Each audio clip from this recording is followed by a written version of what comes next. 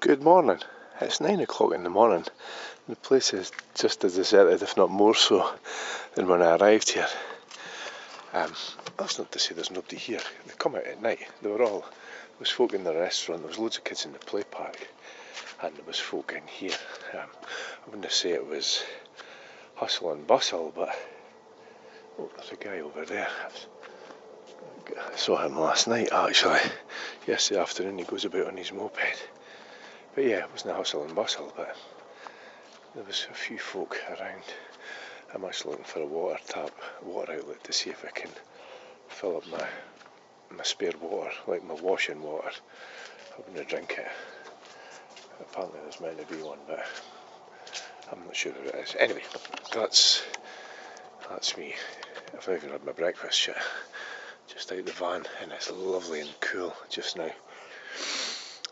The sun's just come up, but yeah, nobody around. I've found the water point, but I'm not getting anything off of that. You need a special key to open that. Right, I'm finally away to drive off from parking space. I'm going away to head up to my next camping spot, which we will see shortly. I'm going to see and get some water first of all. Now this is the outskirts. These buildings are pretty ramshackle. I'm guessing they're stores or something. But it was not a bad wee town considering where it is. Chillagua Space Hotel, Cabañas. Wow, didn't know that place existed. So yeah, the place is, for all that's in the Atacama Desert, it's relatively touristy. Certainly Chillagua is different, got something going for it because of the water and the greenery. But round about it, they've got these, the petroglyphs that the Incas, like the Nazca lines, they drew them into the mountainsides, and they've just stayed there almost forever. So there are things like that. There is a lot of things that draw tourists here. Probably endless sunshine probably helps if you're not from a place that's got endless sunshine. But yeah, right, let's go on the road. Right, I've decided we're right next to the Pan American Highway. That's me leaving the village now. I just saw the letters, I couldn't resist. I'm going off to get a picture with the letters, especially for Cousin Teresa. It's quite cool just now. That's nice. It's nearly, it's 5 to 11, so it's late morning. But yesterday afternoon it was roasting. So it's obviously the afternoon before it gets warm again. But yeah, as you can see, the Atacama Desert, we're still very much in it, but the greenery over there must come from the water or the oasis that's there. Quite good. It was quite nice there actually. It gave me a wee break from the desert, if I'm honest. Noticed since I've come out of the village, the landscape's better than yesterday. What a difference! Yesterday it was all scarred and dug up by humans, like all the way up to that village. It was pretty ugly because they'd been mining, I suppose, and mineral extraction. But here it's fairly undisturbed, and it just makes such a difference. It's still a desert, and I don't know why it makes such a difference, but it's not nearly so ugly, just because it's more undisturbed. It just looks a wee bit better. So yeah, I'm feeling better about this already. It's amazing the wee psychological things that get you when you're driving long distances in places for the first time, because you're constantly taking it all in, and it all leaves an impression. So I've made it to Humberstone. I think this is where I'm going to park tonight, in this car park. It's actually not as hot as it was this time yesterday, I don't know. There was a car park attendant on. Jesus, what a job. So it's not exactly going like a fair either. I don't know where he is. But anyway, let's go over and see what this is all about. This is a museum of the old toys. They clearly were quite resourceful. There's a train made out of tins, and then the ring, or a catapults, of course. That's more like it swings and toy guns. And their wee shoes.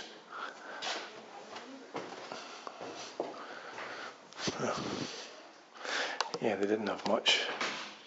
This is more like a proper mock-up of a kitchen of the day.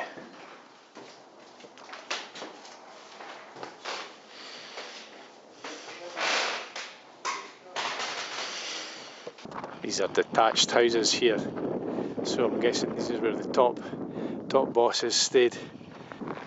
Looks like this was an old tennis court. I guess it was a town, so it would need the leisure facilities to go with it. The plaza's over here. Let's have a. Wonder if that's what's left of the old plaza, because there's the recognisable. I call it a bandstand, but they had one in Chillagua last night, and again you climbed upstairs to the upper bit, so it's not like a bandstand that we've seen and certainly in Bolivia and other Spanish-speaking countries. Chile seems to be very different. They have these almost like towers, as I say. You climb up to an upper level. But yeah, this was a club. Rancho de Empleados, so the workers had basically a social club to go to. There's a school party. I had a feeling this is all quite important to Chile's history and everything. So yeah, this place was fairly busy with school parties when I arrived. There was a few buses in. I'm not sure what this is. This was the fire station, Compañía de Bomberos. And where they kept their fire truck. Oh, dear. Well, if that's all they had for fighting fires, they were certainly up against it. Now there's a length of hose and stuff. Yeah, that's a bigger tank there. Feels smaller than the last place. So it's also got a better feeling because it wasn't used as a concentration camp for political prisoners as well. It's got that going in its favour too. Very good. The operating theatre. It was brilliant. I don't know if the guy works here. I hope he does. Standing like that to give the kids a fright. That was funny. This is. And without the guy standing there, he was a visitor. He wasn't staff. I just saw him wandering out with his pal. I thought he would flag the bairns and scare the children. So it's fairly advanced. It must have been, I don't know when, this 20th century when this place closed down, because there's an X-ray room. Oops. And a laboratory for treating things. Yeah. Yep, there's no doubting this is the dentist, but he's getting his teeth out. Probably without anaesthetic, of course. So, here's the theatre. Already it looks better preserved than the one at the last place. Let's go in and find it. Look, it's got a lick of paint for a start. Oh, look at this. This looks really good. It's got carpet, and it's still got its roof, which is a big step up on the last place. And it's got its seating. I guess the other place would have had this in front of the stage as well. This has just got seating facing the stage, whereas they had horseshoe seating. Let's go on the stage and look out to the auditorium. It's a nice theatre, remarkably well preserved. And there's dressing rooms to the right, I think, and the stage door to the left. And this is the main plaza over here. I thought the plaza was over the other side. Maybe that was just a wee one. They have a main one. Sometimes they like to build other ones, from what I can gather. But yeah, this is quite nice.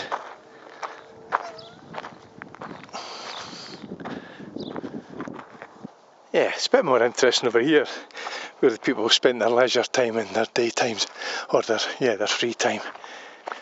There's a museum and there's a shop over there, all the kind of things that were on at the cinema, Ben-Hur and Casablanca, Spanish films, San Francisco. Oh, there's old film and museum tickets. Yeah, Hayworth. The radio. Oh, Humberstone radio would have been broadcast from here.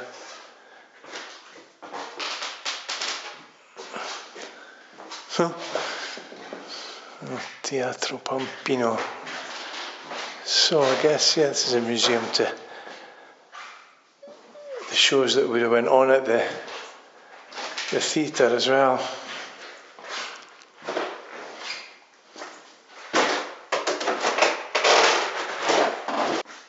Guessing this was the music we played, Elvis and the Beatles. Oh right, so it was into the 60s this place was still going, because the last place shut before pre-1960. So yeah, that'll explain the x-ray machines, some other modern things going on here. This was the hotel. Let's have a wee look and see how well preserved it is. Hotel lobby. Games room, Sala de Juegos. No. This must be the main hotel lobby. I'm guessing the rooms were at the back. Oh, here's the kitchen.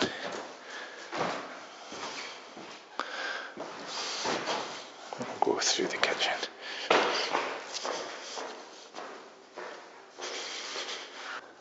Guessing this is the main dining ballroom.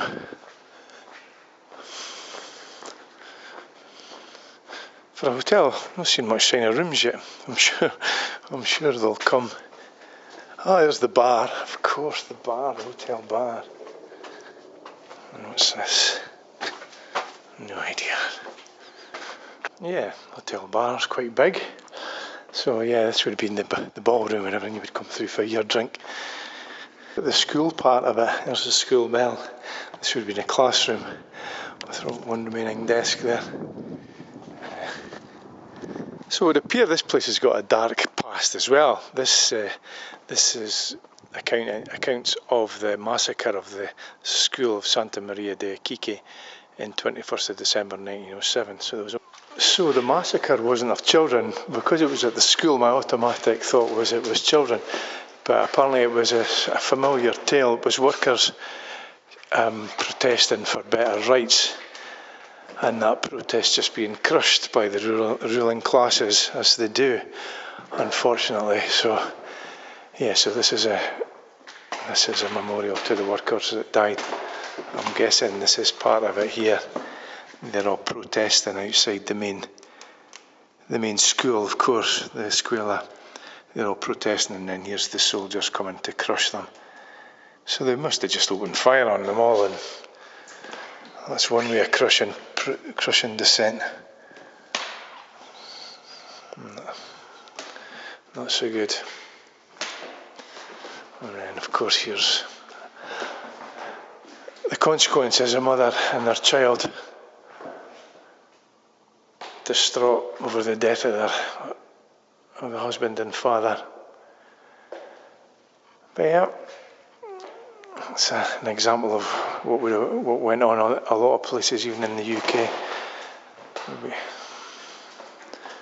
When the working class get a bit too above themselves, the ruling classes come in and just crush them. This was the site of the market.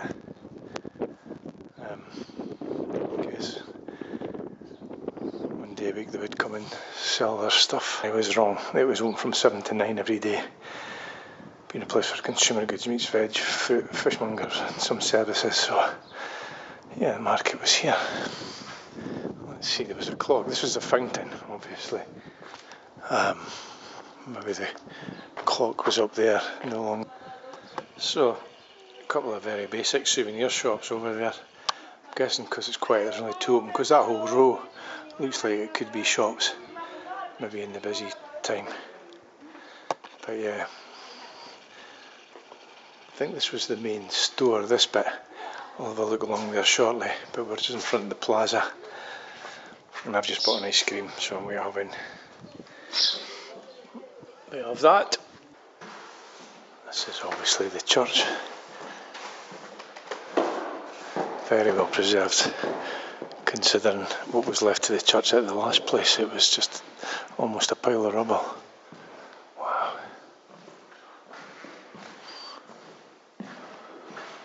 This is really good.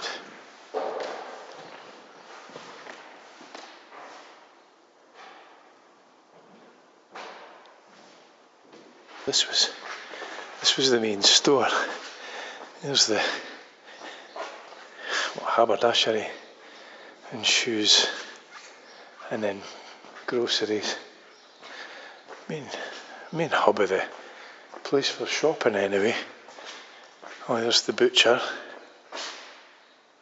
and then tinned goods, tea. What's through here? Look at that in a minute. I'm still in the shop. There's soap and kitchen utensils, and then your fruit and vegetables over here. And the bakery, of course.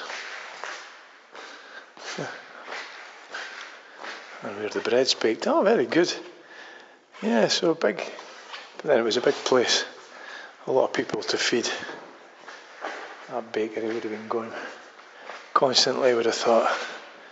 And then here's like the bank or something with the bars. And the office. A train, or a steam engine anyway. Right. They brought things in. Maybe that's how they got their goods in for the shop. But yeah. Leeds. It's made in Leeds. There's a lot of British stuff ended up here, especially as far as the trains were concerned, because those trains up at the train cemetery in Bolivia at a uni, they were all British made trains. Some making the dough for the bread. This is all part of the bakery then. He's kneading the dough and right. Yeah, a lot of bread.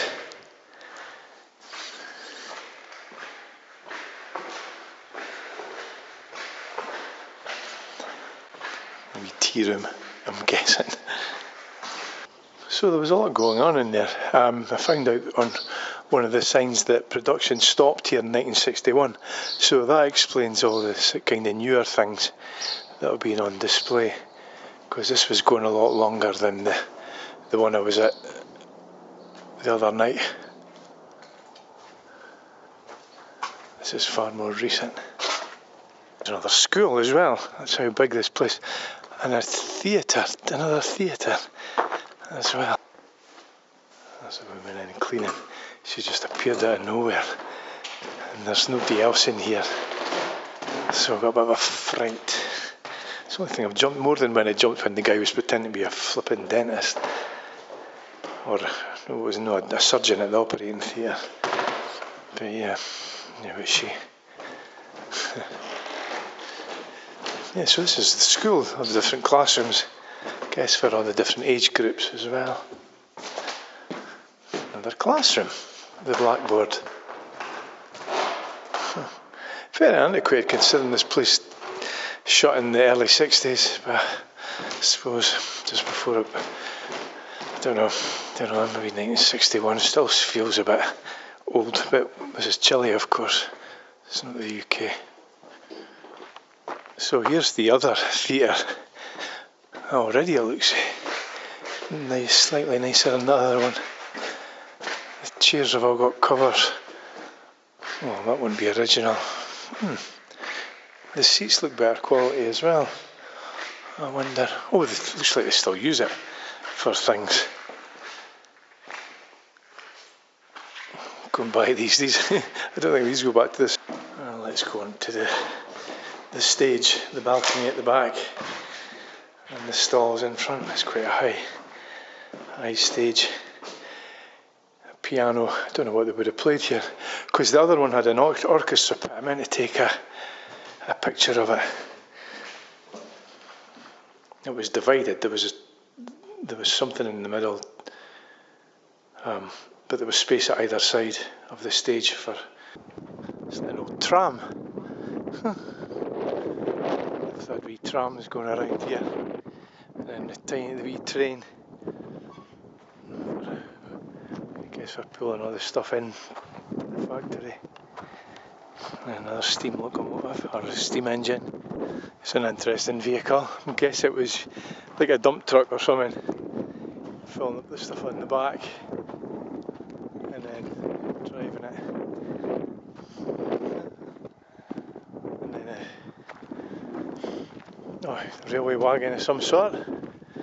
All the interesting stuff over here.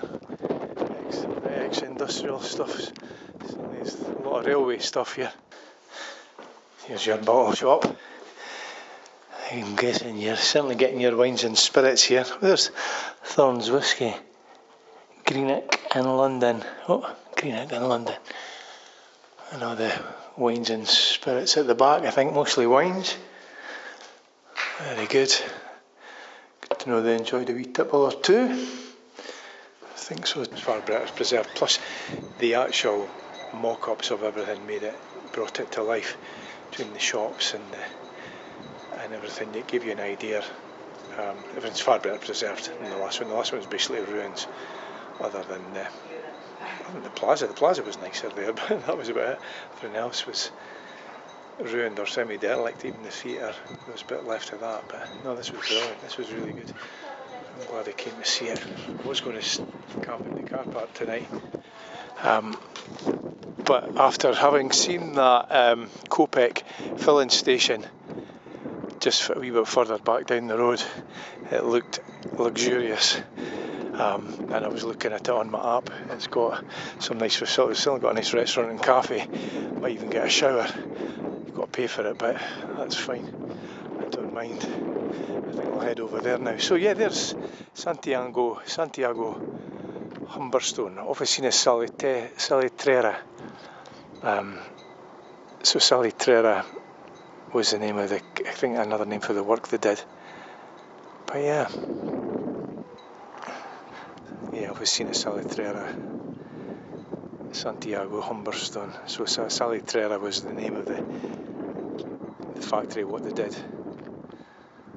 So I think this is going to be my parking spot for tonight.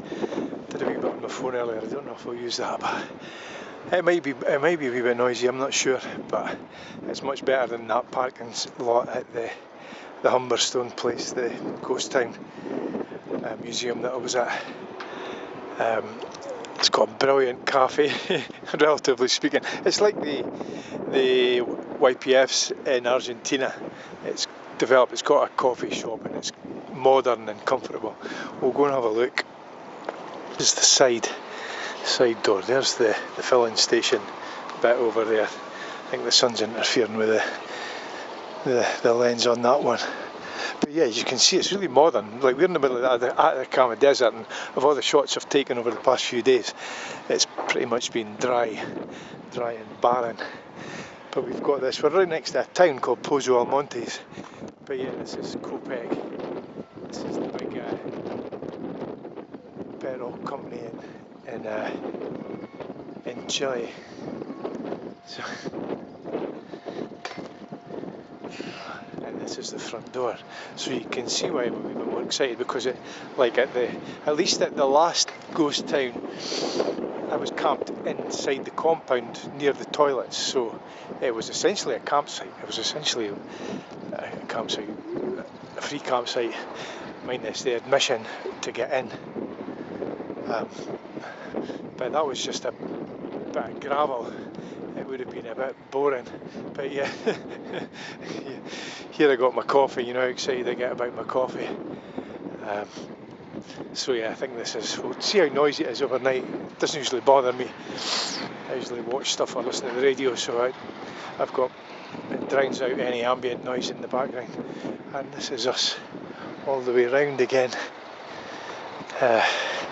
There's a sleeping dog straight ahead. I'll show you him. He doesn't flinch. I've passed him a couple of times because I went and there's a water point just straight ahead, just at the end of this path. So I filled the tank up about 3 times, wandered past him, he didn't flinch. He's quite happy in the shade. I'll show you, I'll let you see him here.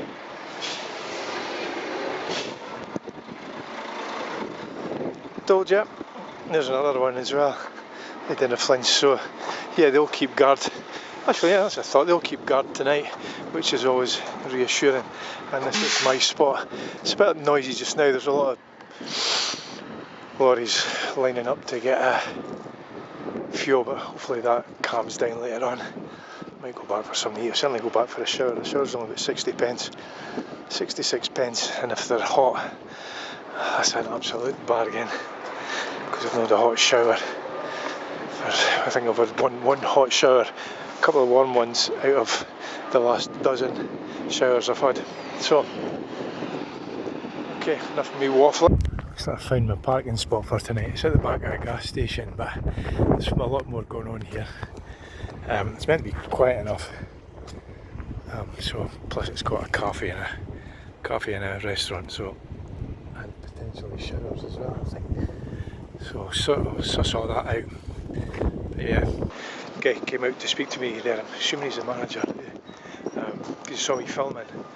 Probably wondering why I was filming, but I explained this is my motorhome and I'm travelling, so he was quite happy. He says, did I smoke?